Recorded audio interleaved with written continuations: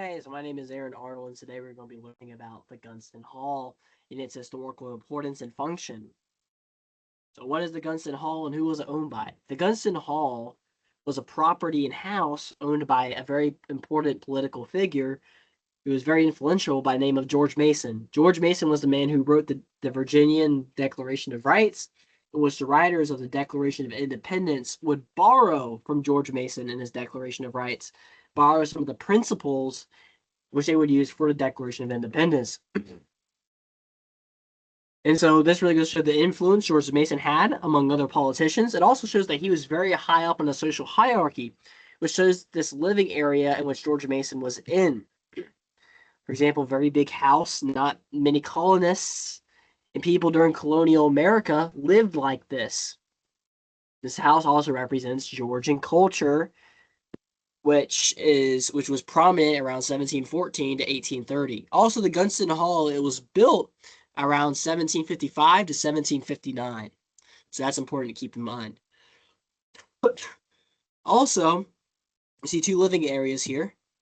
These are representative of that Georgian culture because we see red. Red is a very prominent color, right? Representative of royalty and dominance, white, perfection, purity. We see gold here. Gold is also very representative of royalty.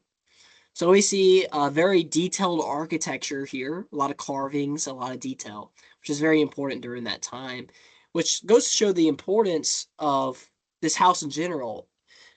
We look at buildings such as this to see the importance and and how people were living during this time and how we got to where we are now.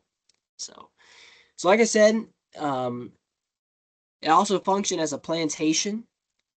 The Gunston Hall did. We see different land allotments here, different crop rotations, just as we see here. Of course, the style was different in this photo, but yeah, they would rotate crops. The Gunston Hall was also a 5,500 acre field of tobacco and wheat, which is huge. It's huge. So it really shows the wealth Mason had. We also see the alley here, the boxwood trees. We know they're boxwood because of the twisted ends on the trees, which shows once again the value Mason had for wildlife.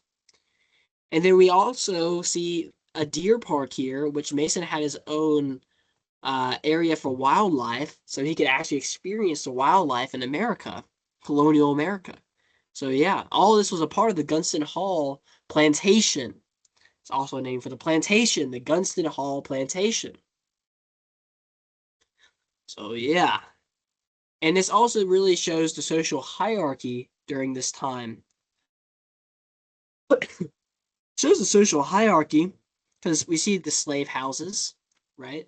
The slave houses were, uh, of course, slaves were used during this time. And uh, so Mason had slave houses right outside of his house. We see red carpet right here, living area. Once again, representative of that Georgian culture.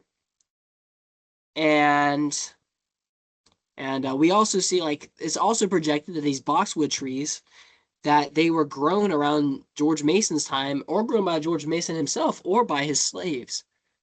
But yeah, we can learn the social hierarchy through looking at the Gunston Hall. We can look at his living conditions, etc. So yeah, I hope that this helped. And here's my bibliography.